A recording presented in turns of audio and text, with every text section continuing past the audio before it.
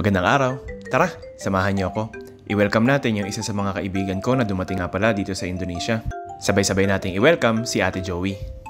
Kahapon pa nga pala siya dumating dito sa Jakarta, kaya ang una namin ginawa ay magpunta muna sa mall dahil may mga bagay na kailangan siyang bilhin. Bukod sa mga bagay na kailangan bilhin, para na rin makagala siya dito. Kaya yung unang-unang lugar na pinuntahan namin ay yung Wingstop dito sa may Gandaria Mall. Dito kasi ako mahilig kumain. Gusto ko rin ipatikim sa kanya yung masarap na boneless chicken dito. Sobrang mouth-watering na mga chicken na yan at iba-iba rin kasi yung mga flavors niya. Tapos dito nga nagkwentuhan kami. Tsaka konting kamustahan na rin. Medyo marami nga palang tao nitong araw na to.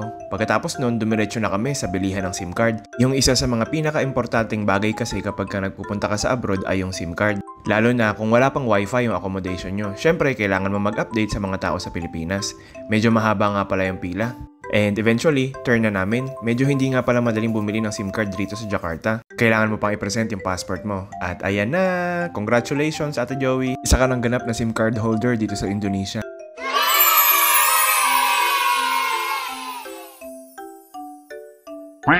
Pagtapos nga pala, dumiretso kami sa isa sa mga Home Depot dito. May mga bagay rin kasi kami kailangan bilhin. Para sa akin, ito yung mga green plants. Para mas maganda yung feel sa kwarto ko. Dahil nga hindi nahanap ng ate yung mga gusto niyang bilhin, ay lumipat kami dun sa isa pang Home Depot. Dito naman, medyo nakita niya na yung mga gusto niyang bilhin.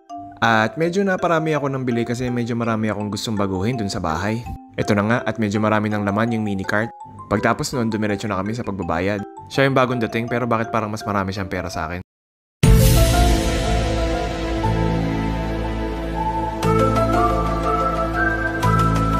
Pagtapos nga pala, dumiretso kami sa grocery. Ginagawa mo. Dahil nga may mga pagkain na gustong bilhin si ate.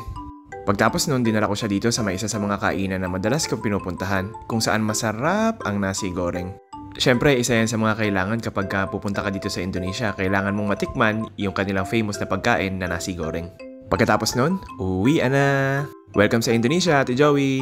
So paano? Hanggang dito na lang muna.